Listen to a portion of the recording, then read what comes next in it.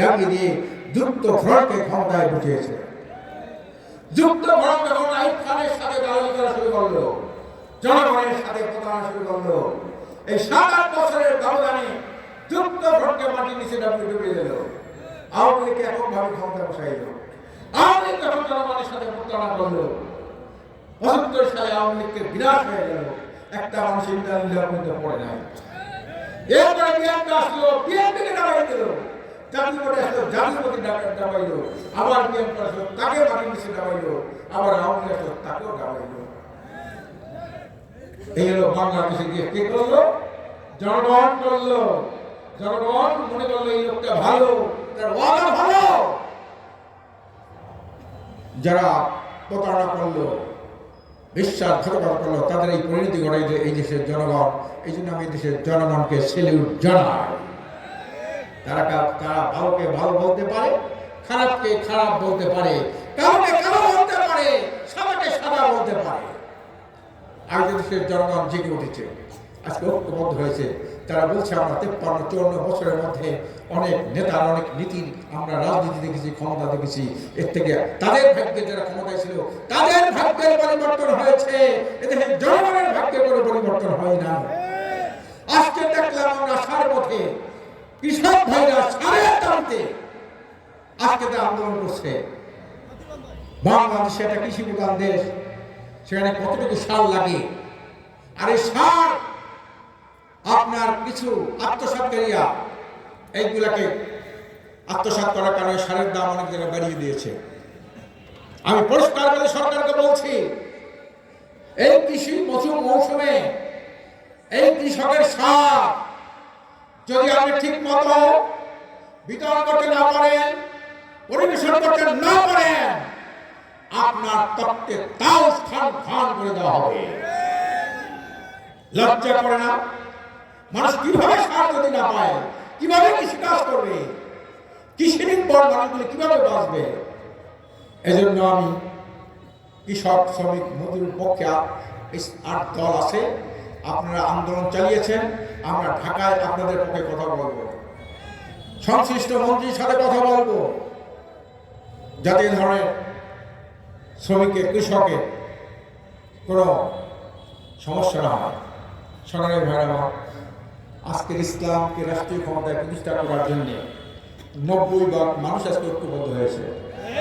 আমরা দেখেন রিক্সাওয়ালা, ভ্যানওয়ালা, ঠেলাওয়ালা সব জায়গায় তারা চায় এইবার ইসলামকে রাষ্ট্রীয় ক্ষমতা নিতে চায়। ইসলাম মানে দুর্নীতি, দুঃশাসন মুক্ত একটা রাষ্ট্র পাবে তারা, জনগণ অধিকার ফিরে পাবে তারা। সকল শ্রেণীর মানুষ আজকে তাদের অধিকার ফিরে পাবে। আজকে সাংবাদিক ভাইরা আজকে মারা যায়, বিচার হয় না। সাগর রুবিন হত্যা 100 বারের মতো এই পরিবর্তন হয়েছে, তার তদন্ত রিপোর্ট এখনো বের হয় নাই।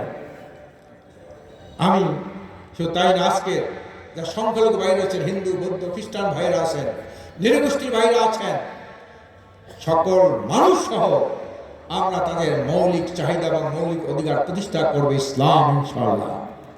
যদি আমরা করতে না পারি, ওয়াদা দিয়ে গেলাম, যদি মানুষের কল্যাণ করতে না পারি, মানুষের অধিকার প্রতিষ্ঠা করতে না পারি, দুর্নীতি, দুঃশাসন মুক্ত এই দেশ গঠন করতে না পারি, আপনারা আবার আমাদেরকে 14 হাত মাটির নিচে ডাবিয়ে দেবেন।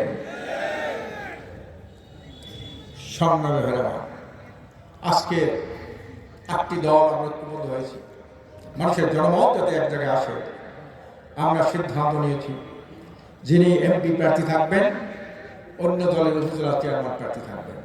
আলহামদুলিল্লাহ, ইউনিয়নের চেয়ারম্যান এভাবে ভাগাভাগি করে চেয়ারম্যান নির্বাচিত হবেন, ওয়ার্ডের মেম্বার হবেন, যাতে কোনো চাঁদাবাজ, দুর্নীতিবাজ, আর কোনো জনপ্রতিনিধির আসনে বসতে না পারে।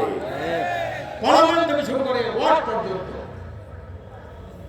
আমরা ভালো মানুষের সংসদ চাই, ভালো মানুষের উপজেলা চাই, ভালো মানুষের ইউনিয়ন চেয়ারম্যান চাই, ভালো মানুষের ওয়ার্ডের মেম্বার চাই, ভালো মানুষের আমরা পৌর চেয়ারম্যান, মেয়র চাই। এক্ষেত্রে আপনাদের কাজ আছে, আপনাদের দায়িত্ব আছে, কি বলেন ঠিক না? আপনাদের ওয়াদা করতে হবে। আপনাদের ওয়াদা করেছি, যদি আপনাদের সাথে প্রতারণা করি, আপনাদের সাথে বিশ্বাসঘাতকতা করি, আপনারা আমাদের মাটি এসে রাখিয়ে দেবেন। আর ইসলামের কথা কখনো বলবো না। এটা আমাদের দায়িত্ব, এটা আপনাদের দায়িত্ব হলো ইসলামিক রাষ্ট্রীয় ক্ষমতা দেওয়ার জন্য ভালো নেতাকে আপনারা ভোট দেবেন। কি দেবেন তো নাকি? ইনশাআল্লাহ দেবেন তো নাকি? ইনশাআল্লাহ। এক একজন ভাই 200 জন ভাইয়ের কাছে ইসলামের পক্ষে দাওয়াত দেবেন না নাকি? ইনশাআল্লাহ। ভাই এবার সকল ইসলামী দল ঐক্যবদ্ধ হয়েছে, আপনি ইসলামের পক্ষে একটা ভোট দেবেন। 200 মানুষকে, এক একজন কর্মী, এক একজন সমর্থক, এক একজন নেতা, কমপক্ষে 200 জন মানুষের কাছে দাওয়াত দেবেন। কি দেব তো নাকি? ইনশাআল্লাহ। নারে তাকবীর, আল্লাহু আকবার, নারে তাকবীর, আল্লাহু আকবার, নারে তাকবীর, আল্লাহু আকবার। মুক্তির মূল মন্ত্র ইসলামী শাসনতন্ত্র, মুক্তির একই পথ ইসলামী হুকুমত। এইটা যদি দিতে পারে, শুধু নিজে ভোট দিলে হবে না, আরেকজন ভাইকে বলতে হবে ইসলামী শান্তি, ইসলামী কল্যাণ।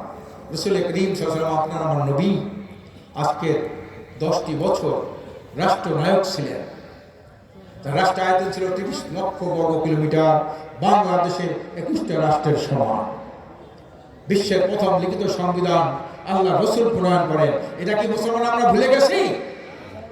যা দুনিয়ায় বসে জান্নাতের সংবাদ পেয়েছে 10 জন সাহাবী, তার মধ্যে প্রথম 4 জন অর্ধ পৃথিবী শাসন করেছে। আপনি আমি মুসলমান হব আর রাসূলের আদর্শে রাষ্ট্র চাবো না, দুর্নীতি দুঃশাসন মুক্ত রাষ্ট্র চাবো না, তাহলে কি আমাদের ভাগ্যে পরিবর্তন ঘটবে? আমি আজকে কয়েকজন প্রফেসর সাহেবের সাথে কথা জানিয়েছিলাম, কথা হয়েছে। উনি বললেন পাটগ্রাম আর হাতিরবন্দা আসনের আল্লামা শাইখুল হাদিস মুফতি ফজলুল করিম এই অঞ্চলের জন্য একটি নিয়ামত। আমি আশ্চর্য হয়ে গেলাম, একজন কলেজের প্রফেসর উনি এই কথা বলেছেন, নিয়ামত এটা আল্লাহ রাসূল বলেছেন, আল সুলতানু জিল্লুল্লাহ, একটা ন্যায়পরায়ণ শাসন হলো এই জমিনে আল্লাহর ছায়া স্বরূপ, আল্লাহর ছায়া। এই জন্য আমরা কি আমাদের ভাগ্য পরিবর্তন করতে চাই? একজন ভালো মানুষ, মুক্তি মানুষ, ইসলামের জন্য মুক্তি প্রয়োজন, ঠিক না? আল্লাহ প্রয়োজন, সংসদে কথা বলতে পারবে, ইসলামের পক্ষে মুক্তি দিতে পারবে, মানুষের কল্যাণ ইসলাম, দেশের উন্নয়ন ইসলাম, বেকার সমস্যার সমাধান ইসলাম, দারিদ্র বিমোচন ইসলাম, হিন্দু বৌদ্ধ খ্রিস্টান মুসলমান সকল মানুষের অধিকার প্রতিষ্ঠা ইসলাম, নারীর অধিকার প্রতিষ্ঠা ইসলাম, শ্রমিক অধিকার প্রতিষ্ঠা ইসলাম। এই কথা মুক্তি তো ভালোভাবে পালন উপস্থাপন করতে পারবেন, কি বলেন ঠিক না? দেওয়ার সাইদি সাহেব উনি ইসলামী আন্দোলনে, তার শাসন আন্দোলনের প্রতিষ্ঠার মধ্যে একজন ছিলেন। উনি পার্লামেন্টকে দাঁড়িয়ে রাখতেন, ঘন্টা ঘন্টা থেকে পার্লামেন্টে বক্তব্য দিয়েছেন, কি বলেন ঠিক না? আশ্চর্য হয়েছে, আমরা আশ্চর্য হয়ে যাই। দেওয়ার সাইদি সাহেব বক্তব্যের তুফান বক্তা, বুদ্ধিদীপ্ত বক্তব্য দিয়েছেন। এইভাবে সব মুফতি সাহেব যখন পার্লামেন্টে যাবে ইসলামের পক্ষে, মানবতার পক্ষে, দেশের পক্ষে, আপনি বিদেশি ষড়যন্ত্রের মধ্যে কি সত্য কথা বলতে পারবে না? আর সংসদে এর আগে আমরা দেখেছি কতগুলি যায়, শুধু নিজের দলের গুণগান ছাড়া কিছু গয় না, কিচ্ছু বলতে পারে না। এছাড়া সংসদ সদস্য কোনো গুণ গরিমা ছিল না। আমরা আপনাদের কাছে দেখি একটু কই মুক্তিকে আপনাদের হাতে আবারও আমি আমানত হিসাবে দিয়ে গেলাম। আমানত হিসাবে মুক্তি আল্লামা সৈয়দ মানে ফজলুল করিম সাহেবকে আপনাদের সামনে আমি আমানত রেখে গেলাম। আপনি আমানতকে রক্ষা করবেন তো নাকি? করবেন নাকি? আপনারা যদি আপনাদের আমানত রক্ষা করতে পারেন, আমরা এখানে ইসলামের পক্ষে একজন প্রার্থী যুক্ত হবে, এই চেষ্টা আমরা করবো ইনশাআল্লাহ। আল্লাহ পাক আমাদের সবাইকে সঠিকভাবে দিন কায়েমের জন্য, মানবতার মুক্তির জন্য, ন্যায় শাসন প্রতিষ্ঠার জন্য, মানবিক মর্যাদা প্রতিষ্ঠার জন্য, সকল মানুষ অধিকার প্রতিষ্ঠার জন্য ইসলামকে আমরা রাষ্ট্রীয় ক্ষমতায় প্রতিষ্ঠা করতে চাই।